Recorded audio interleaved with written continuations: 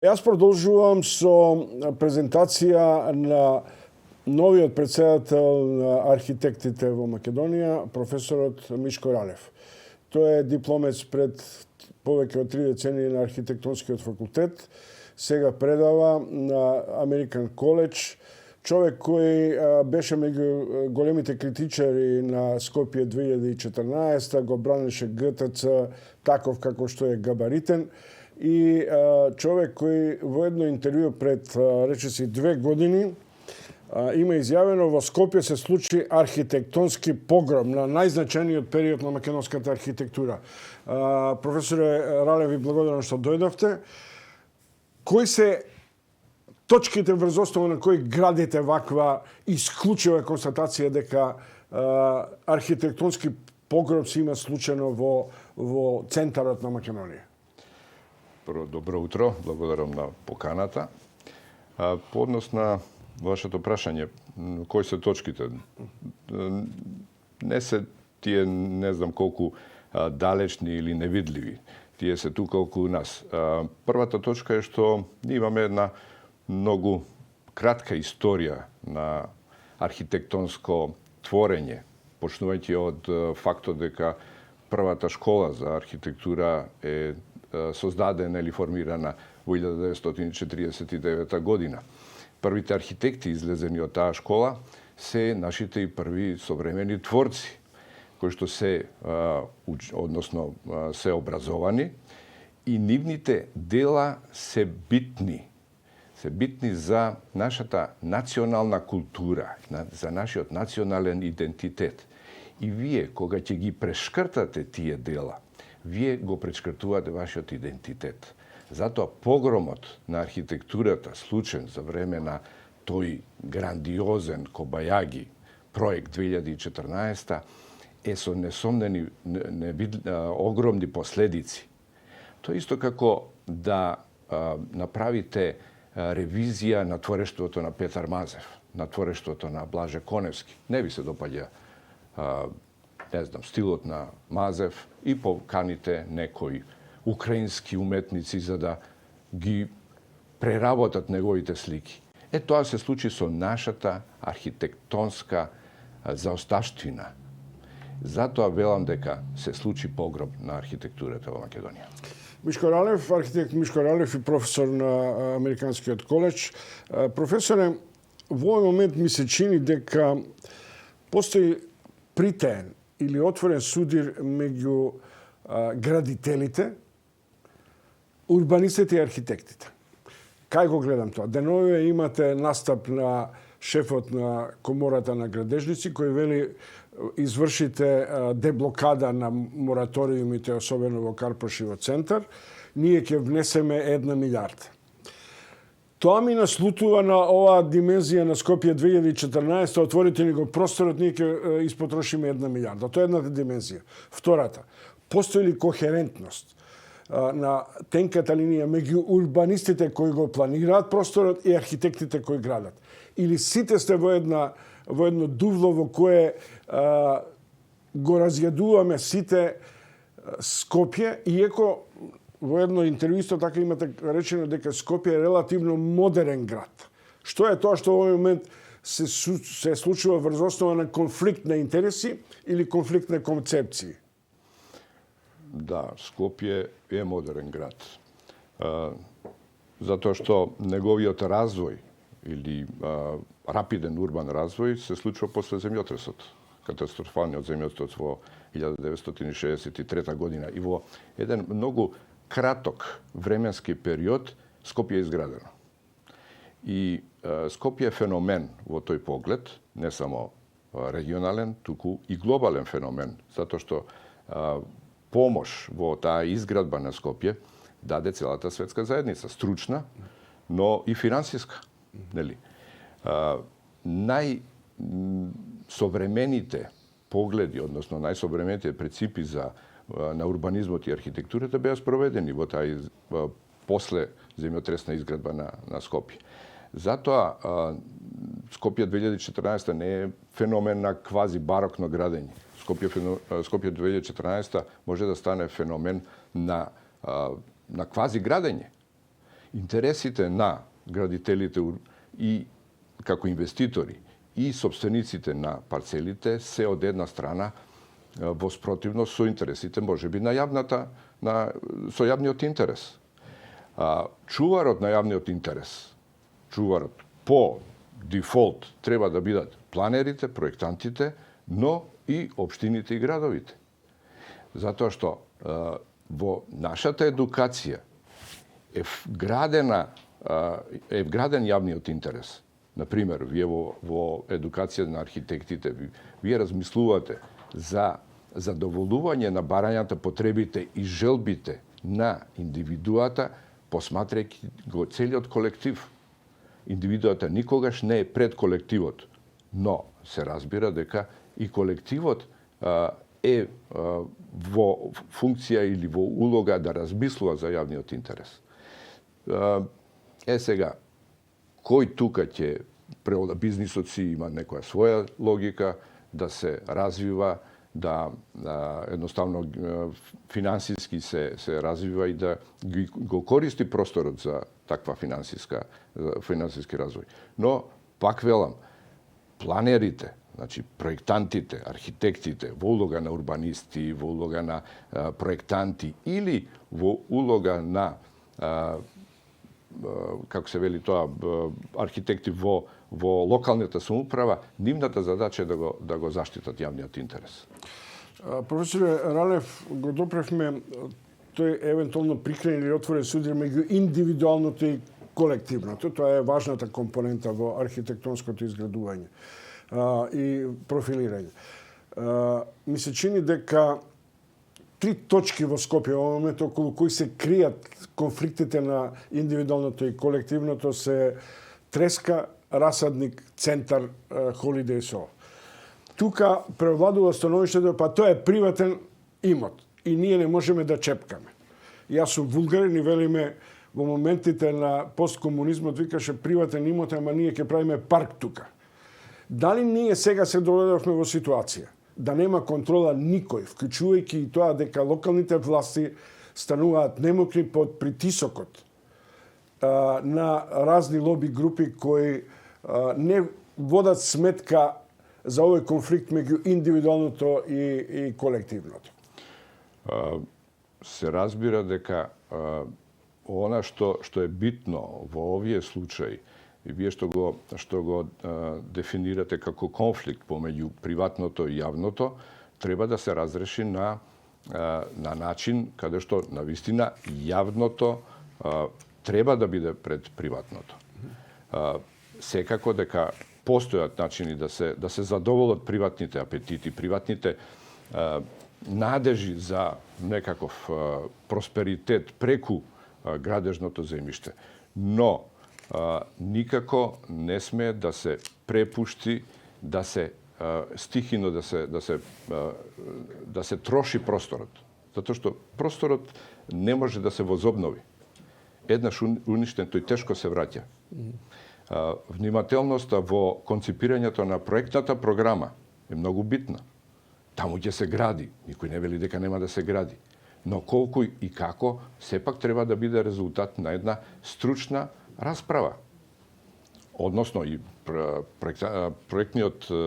проектната задача, преточена во проектна програма, е таа експертиза, експертност. Но, може би Треска е карактеристична со оглед на тоа дека потранспарентно се приде во изготвувањето на детален урбанистички план кој инаку за Буњаковец постои подолго време. Тука е сега прашањето кое е многу поколективно околу концептот на градот.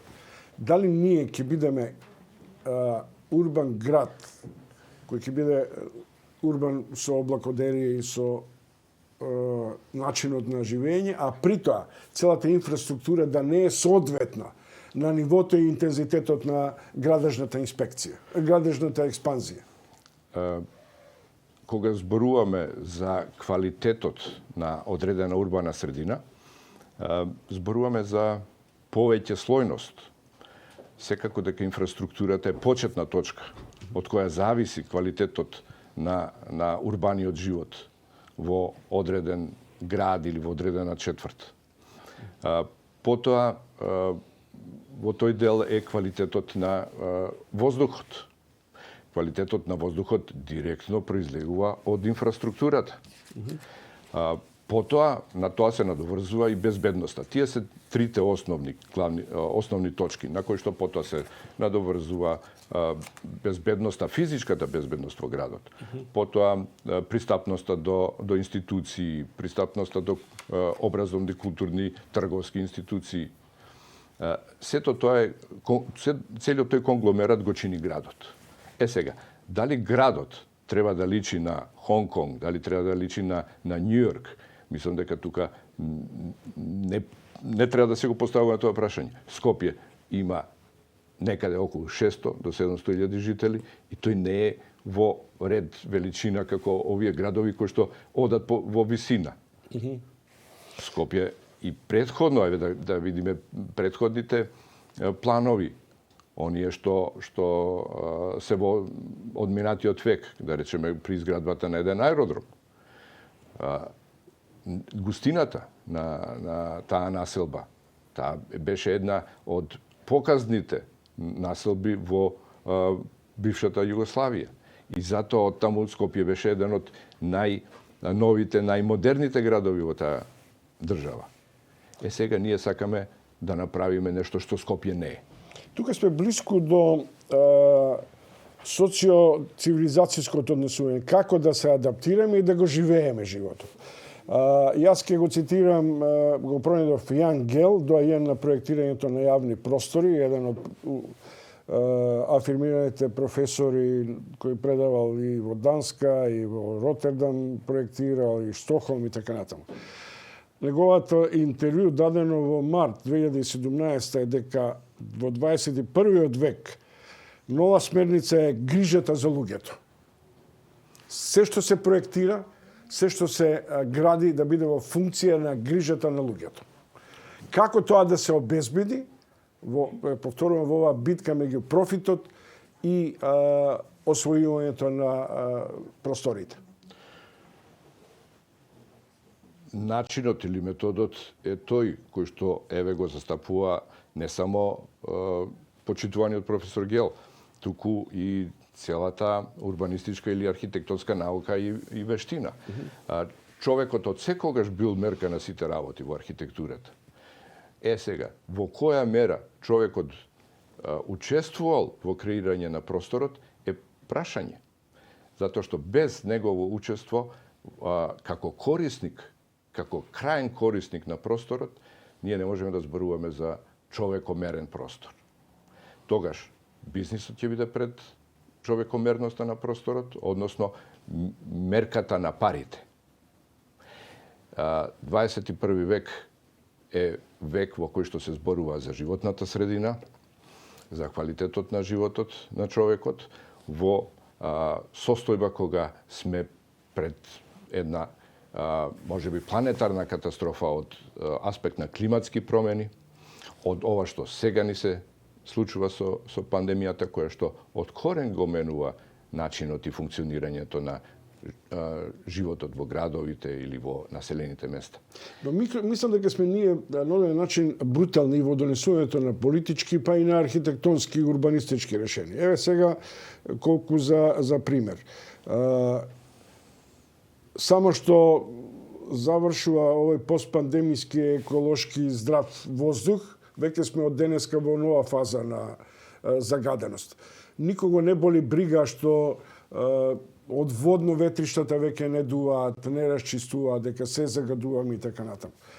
Или се сеќавам, а тоа ми се чини дека и вашиот колега архитектот Слободан Велевски, професорот го назначува дека подсетува дека во Расадник, каде е големата зелена оаза, пред 15-20 години избувнал пожар. Ја не се сеќавам. Е изгорено сето зеленило. Што значи е отворен простор, бруталноста, отворен простор за градба. Сега прашањето е, можеме ли овие деликатни архитектонски, социолошки, културолошки одлуки да ги препуштиме на градоначалниците и на актуелните совети на општините, без при тоа анимација на стручната јавност?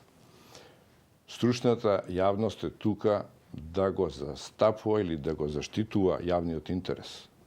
Затоа една од активностите на Асоциацијата на архитекти на Македонија е вклучување во одлучувањето, во експертноста, во критиките, во учество во не само во дебати, туку и во комисии кои ќе ги спроведуваат овие планови преку проектните програми и изготвување на урбанистичките планови. Без стручноста, како предводник на јавноста, мислам дека не може ништо да се донесе. И не би требало, сега не може би прејак збор, но не би требало да бидеме исклучени, би треба да бидеме инклузивни и јавноста, затоа што јавноста гледам дека гледа во нас некаков единствен спас, затоа што како можам да кажам дека веќе 5-6 дена сум начело на Асоциацијата на архитекти на Македонија, веќе по социјални мрежи, по телефон се јавуваат колеги, пријатели, роднини со прашања што ќе правите со расадник, што ќе правите со општина таа, што ќе правите со општина таа. Што значи дека мислам дека имаме алатки и имаме морална и етичка одговорност за инклузивност во донесувањето на сите одлуки на ниво на локална самоуправа, на ниво на град и на ниво на држава. Пред малку ми остава впечаток, мисла дека еднаш освоен урбан простор тешко се враќа на позиција ако нешто не е соодветно. Но од аспект на анимација или примерок, дека просторот кога еднаш ќе се освои тешко се враќа, реконституционализира, е следното прашање. Вие сте критичен на 2014, но дали е возможно и по која цена сега треба овој проект кој изврши комплетна историска, цивилизацијска и урбанистичка декаденција на градот, да се доведеме со еден реваншистички потез, сега треба да рушиме. Што треба да уриваме? Например, сега централно прашање е портата. Да, тој термин рушење се анархистичен, но има еден друг термин кој што се вели враќање во првобитна состојба, кој што е онака малце покултурен. Мое лично мислење е, кое што го кажал и претходно, дека местото на тие објекти не е таму. Со тоа мислам дека треба да се врати состојбата во првобитна, односно просторот во првобитна состојба. Тоа е, знаете, како ми личи, родителите излегуваат од дома, децата 2-3 часа дивеат низ домот и доаѓаат на крај и велат се на свое место да се врати. И ја велам, се на свое место да се врати. Дали тоа ќе чини, мислам сигурно ќе чини и средства и ќе предизвика полемика. Архитектите дали треба да рушат или да градат, дали изграденото треба да се сруши, нека оди таа полемика. Но она што е направено со урбанистичкиот криминал во Скопје 2014, тешко ќе го вратиме, затоа што независно од некакви псевдо стилови за кои што се зборуваше во јавноста, основниот упат во системот се измислените урбанистички парцели за измислени згради. Тотално нерационални, тотално ван науката и знаењата од областа на урбанизам и архитектура. А тоа дали имале кич, фасади или не знам, тоа е второстепено, да речем. Урбанистичкиот криминал тука е најбитен. Затоа што се измислени се, дезавуирани се простори, измислени се локации кои што инфраструктурно не може таму да постојат. И на крај на ова, да речеме, овој разговор, ја мислам дека е тоа прашање на просторна хигиена. И да е прашање просторна хигиена, тоа е, да речем, условно дел од нашиот ритам на живот. Ама јас ве прашувам, дали треба да го препуштиме овој мик кој е важен со овие 3-4 локации за Скопје да го препуштиме на условно кажам на клиентелистичките побуди на било кој во овој момент владеат во центар, во кисела вода, па и во градот. Не, воопшто не смееме тоа да го препуштиме, затоа што она што се предлага за простора, да речеме, спроти хотелот Holiday Inn, тоа е нонсенс. Мислам, имате вие згради од над 60 ката за намена домување, нема зашто. Имаме многу поздрави и по-адекватни простори во градот и во неговата околина за домување. Не е центарот за домување и во 60 катници. Еве, го гледаме и сега примерот и со 4 кули во аеродром. Да. На 35 ката. Скопје не е град за таква катност. Скопје, затоа велам, не е град за таква густина. Ние немаме 20 милиони жители во оваа наша држава. Ниту па Скопје е 10 милионски град. Повторно ќе кажам, пропорција мора да има. Квалитетот на живење мора да биде на прво место, а не некакви сензационалистички градежни потфати, што ќе се надпревараме со Париз, со Дубаи, не ми е јасно. Сега предстои донесување на новиот ГУП, на урбанистичките планови на ниво на држава. Дали тука стручната фела ќе има свој збор? Дали ние ќе се доведеме во ситуација да градиме, а без да водиме сметка за инфраструктурата? Немате паркинзи во центарот на градскиот зид. Немаме основни перцепции на каде и со каква динамика да градиме градинки, училишта, еколошки оази и така натаму.